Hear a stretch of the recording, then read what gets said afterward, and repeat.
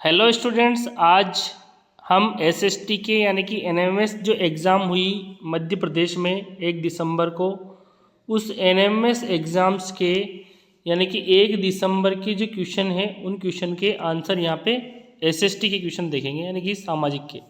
तो देखिए पहला क्वेश्चन हमारा, प्लासी का युद्ध कब हुआ था? तो प्लासी का युद्ध हुआ था अंग्रेज़ों और नवाब सिराजुद्दौला के बीच में 1757 में। तो ऑप्शन जो सी है वो आपका करेक्ट आंसर है। 37वां क्वेश्चन यानी कि दूसरे नंबर का प्रश्न है, विलय नीति किस गवर्नर जनरल के शासनकाल में लागू की गई? तो देखिए लॉर्ड डलहौजी यानी कि जो ऑप्शन जो बी है इनके कार्यकाल में विलय की नीति यानी कि डॉक्ट्रिन ऑफ लैप्स जो है यह लागू की गई। और तीसरा क्वेश्चन है हमारा, भू सुधार संबंधी रेतवाड़ी व्यवस्था किन क्षेत्रों में अपनाई गई? तो देखिए ये जो रेतवाड़ी जो व्यवस्था है ब्रिटिश नियंत्रण वाले दक्षिण भारतीय जो क्षेत्र है वहाँ पे ये अपनाई गई थी। तो जो ऑप्शन जो सी है यहाँ पे आपका करेक्ट आंसर है। नेक्स्ट जो है क्वेश्चन, सभी क्वेश्चन आपके एनएमएस एग्जाम्स के यहाँ पे कराए जा रहे हैं।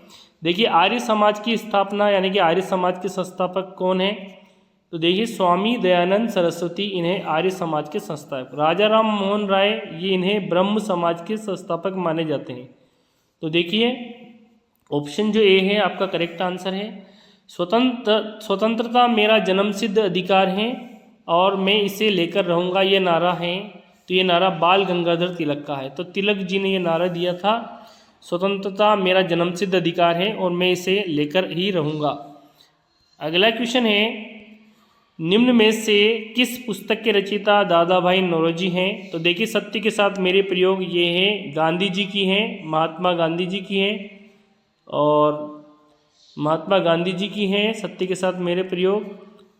और नेक्स्ट जो है गुलामगिरी और poverty and un British rule in India, ये जो है पुस्तक ये है दादा भाई नौरोजी की जो पुस्तक है, poverty and un British rules in India, ये पुस्तक इनकी है।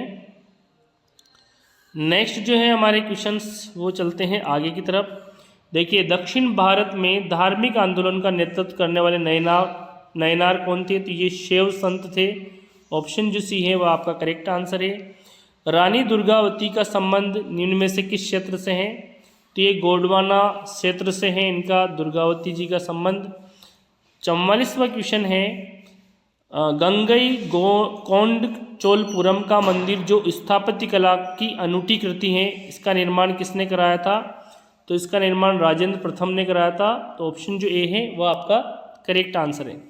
अगला है, इतिहास जानने के स्रोतों में निम्न में से कौन सा एक नहीं है? तो देखिए सिक्के हैं, शिलालेख हैं, स्थापत्य कला, लेकिन आधुनिक भवन नहीं है। तो जो ऑप्शन जो डी है वह हमारा करेक्ट आंसर है।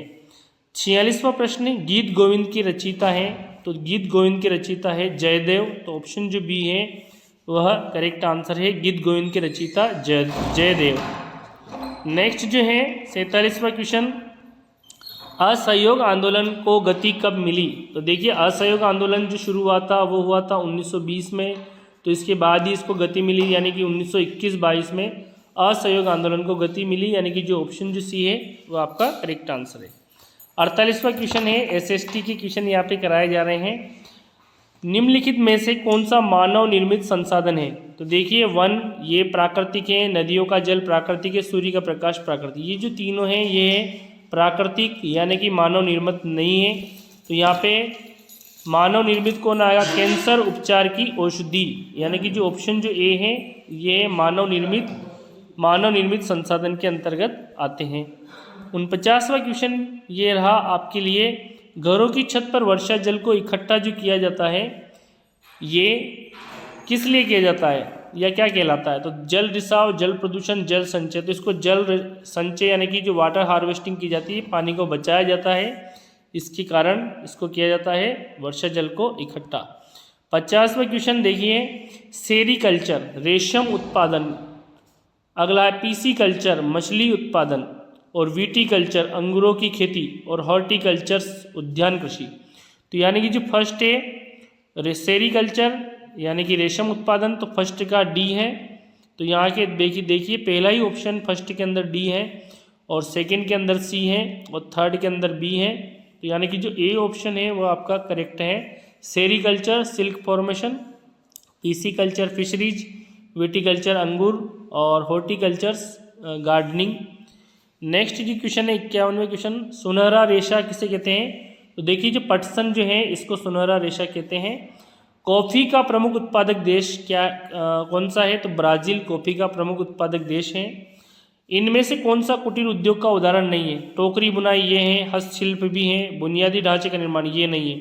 तो यानी कि जो ऑप्शन जो सी है वह करेक्ट है। आचार पापड़ ये भी कुटीर उद्योग के अंदर आते हैं। छोटे मोटे जो घरेलू उद्योग हैं उनकी बात हो रही है यहाँ पे। नेक्स्ट जो है अगला क्वेश्चन है, कॉफ़ी का प्रमुख उत्पादक ये आपको बता दिया ब्राज़ील, कुटीर उद्योग, बुनियादी ढांचे। विश्व पर्यावरण दिवस बहुत ही महत्वपूर्ण क्वेश्चन है, कई बार आता है 5 जून को विश्व पर्यावरण दिवस मनाया जाता है। 5 जून याद रखना है, 5 जून विश्व पर्यावरण दिवस। नेक्स्ट है उच्च ताप और दाब के कारण चूना पत्थर किस रूप में परिवर्तित होता है? तो देखिए ये संगमरमर में बदल जाता है और इसका जो फॉर्मूला है CaCO3 है, कैल्शियम कार्बोनेट। नेक्स्ट दिन में 2 बार नियम से महासागरीय जल का उठना और गिरना कहलाता, इसे कहते हैं ज्वार भाटा। दिन में 2 बार और महासागरीय जल का उठना और गिरना ज्वार भाटा यानी कि टाइड्स कहते हैं इसे। अगला क्वेश्चन है 57वां क्वेश्चन, निम्नलिखित में से कौन सी पवनें विभिन्न ऋतुओं में अपनी दिशा बदलती हैं? तो जो मौसमी जो पवनें जो हैं वो विभिन्न ऋतुओं में अपनी दिशाएं बदलती हैं। ऑप्शन जो बी है वो आपका करेक्ट आंसर। लद्दाख किस प्रकार का रेगिस्तान है? तो देखिए लद्दाख जो है वो ठंडा रेगिस्तान है, तो जो ऑप्शन ए है वो आपका करेक्ट आंसर है इस क्वेश्चन का। अगला क्वेश्चन है देवदार किस प्रकार के वृक्ष हैं? तो ये एक प्रकार के शंकुधारी वृक्ष हैं। देवदार के जो वृक्ष हैं शंकुधारी इस तरह के होते हैं, शंकुधारी यानी कि कोनिफेरस ट्री कहते हैं इनको। अगला क्वेश्चन है 60वां क्वेश्चन कॉन्स्टिट्यूशन से है, भारत के संविधान के अनुसार देश के नागरिकों को कुछ मौलिक अधिकार प्रदान किए गए, निम्न में से कौन सा एक मौलिक अधिकार नहीं है? समानता का अधिकार है, शोषण के विरुद्ध भी है, संवैधानिक उपचारों का जो है ये भी है, और संपत्ति का अधिकार। देखिए संपत्ति का जो अधिकार है ये पहले अधिकार था हमारा और इसको 44वें संविधान संशोधन द्वारा इसको 1978 में इसको हटा दिया गया है। अब जो है ये संपत्ति का जो अधिकार है ये अब केवल कानूनी अधिकार है। क्या है? कानूनी अधिकार, और इसको अनुच्छेद 300 क के अंदर जोड़ दिया गया है। ये महत्वपूर्ण बातें हैं। संपत्ति का अधिकार अब नहीं रहा, अब केवल 6 हमारे फंडामेंटल राइट्स हैं।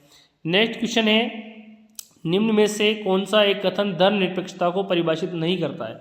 तो देखिए जो धर्मनिरपेक्षता को परिभाषित नहीं करता है उसको बताना है। राज्य लोगों को एक विशेष धर्म अपनाने के लिए बाध्य करेगा, बिल्कुल ये गलत है। यानी कि राज्य किसी भी विशेष धर्म को अपनाने के लिए लोगों को बाध्य नहीं करेगा।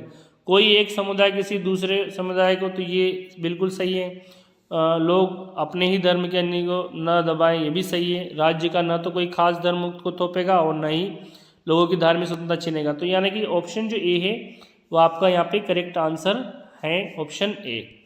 अगला क्वेश्चन है 62वां, संविधान सभा का गठन किस वर्ष हुआ था? तो देखिए संविधान सभा का गठन 1946 में हुआ था और पहली जो बैठक हुई थी 9 दिसंबर 1946 को हुई थी और इसके अध्यक्ष सच्चिदानंद सिन्हा जी थे।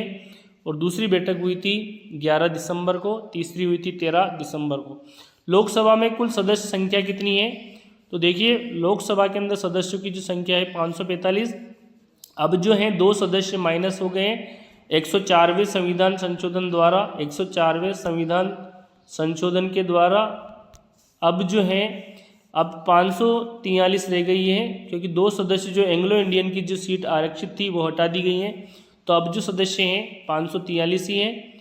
तो यहाँ पे आपको 545 पे टिक करना था, क्योंकि यहाँ पे 545 दिया हुआ है। लेकिन अगर कई बार क्वेश्चन में 543 भी आ सकता है, तो इसके लिए भी मैंने आपको क्लियर कर दिया है। 545 पहले थी, अब 2 सदस्य जो एंग्लो इंडियन की जो थी उन सीटों को 104वें संविधान संशोधन के द्वारा हटा दिया गया है। नेक्स्ट जो है महिलाओं की सुरक्षा संबंधी घरेलू हिंसा कानून, ये जो लागू हुआ था 2005 में, और घरेलू हिंसा कानून 2005 को बनाने की आवश्यकता क्यों हुई? लैंगिक समानता के लिए, महिलाओं को पुरुष की तुलना में श्रेष्ठ बनाने हेतु, पुरुषों पर दमन करवाने के लिए और महिलाओं को अधिक अधिकार दिलाने के लिए। तो देखिए लैंगिक समानता के लिए ये जो है महिलाओं को घरेलू हिंसा यानी कि उनके ऊपर हिंसा नहीं हो, तो ऑप्शन जो ए है ये आपका करेक्ट आंसर है। यहाँ पे ऊपर वाले का भी ए ही है। नेक्स्ट जो है वो है राज्यों द्वारा सरकारी विद्यालयों में MDM मिड डे मील की योजना किस अधिकार के तहत। तो देखिए जो अनुच्छेद जो 21 के अंदर आता है RT 21A के अंदर, और इसी के अंदर है जीवन का अधिकार। तो यानी कि भोजन जो है हर बच्चे को जो भोजन है MDM के तहत भोजन दिया जाता है, तो वो उनका जीवन का अधिकार है। दिव्यांगजन अधिकार अधिनियम कब लागू हुआ, तो ये 2016 में लागू हुआ। तो जो ऑप्शन डी है वह आपका करेक्ट आंसर, यहाँ दोनों ही ऑप्शन डी आपके करेक्ट हैं, इसमें 66 में और 67 में। नेक्स्ट जो क्वेश्चन है, सार्वभौमिक वयस्क मताधिकार भारत के कितने वर्ष के नागरिकों को मत देने का अधिकार है। तो देखिए मत देने का अधिकार 18 वर्ष की आयु वाले को है। पहले ये 21 वर्ष की आयु वालों को था पहले, कब, जब 61वां संविधान संशोधन जो लागू होता है 1989 यानी कि 1990 में। इसके बाद जो 21 वर्ष की जो आयु थी मत देने की, अब उसे 18 वर्ष कर दिया गया है। तो अब 18 वर्ष का जो है वयस्क वोट दे सकता है। तो जो ऑप्शन जो है ए वह करेक्ट आंसर। 1990 से पहले 21 वर्ष का व्यक्ति ही वोट कास्ट कर सकता था। अब जो है अब पहले 21 वर्ष तक का कर सकता, अब जो है 18 वर्ष तक का जो है युवा वोट कास्ट कर सकता है। नेक्स्ट जो है, निम्न में से कौन सा एक कथन लैंगिक पूर्वाग्रह अथवा रूढ़िवाद का धारणा नहीं है। किसी परिवार में सिर्फ पति ही आय अर्जन कर सकता है, बिल्कुल है। और लड़कियों को ही भोजन पकाना चाहिए, बिल्कुल। एक परिवार में पिता और पुत्र द्वारा माँ एवं बहन के साथ घरेलू कार्य करना, तो यहाँ पे जो ऑप्शन जो सी है वह करेक्ट आंसर है, ऑप्शन सी। और गुड़िया से लड़कियों को ही खेलना चाहिए, लड़कों को नहीं, तो ये धारणाएं थी। और ये जो ऑप्शन जो सी है ये धारणाएं नहीं है। तो यहाँ पे 68 में हो गया 18 वर्ष की आयु वोट देने के लिए, और यहाँ पे ऑप्शन जो सी है 69 में। नेक्स्ट जो है क्वेश्चन हमारा वो आखिरी क्वेश्चन है SST का। भारतीय संविधान का कौन सा अनुच्छेद धर्म, मूल, वंश, जाति, लिंग तथा जन्म स्थान के आधार पर विभेद प्रतिषेध करता है। तो देखिए अनुच्छेद जो 15 है ये कहता है कि धर्म, लिंग, जाति, वंश और मूल के आधार पर, जन्म स्थान के आधार पर राज्य किसी भी नागरिक के साथ भेदभाव नहीं करेगा। तो यहाँ हमने SST केस यानी कि जो सेट का जो पेपर हुआ मध्य प्रदेश का, उसके 35 क्वेश्चन यहाँ पे सोल्व किए। तो आई होप ये जो क्वेश्चन है आपके विभिन्न एग्जाम्स के अंदर आएंगे। सेट के जो पेपर है हमने सेट के 35 क्वेश्चन यहाँ पे सोल्व किए। थैंक यू, मिलते हैं नेक्स्ट वीडियो में, तब तक के लिए बाय बाय।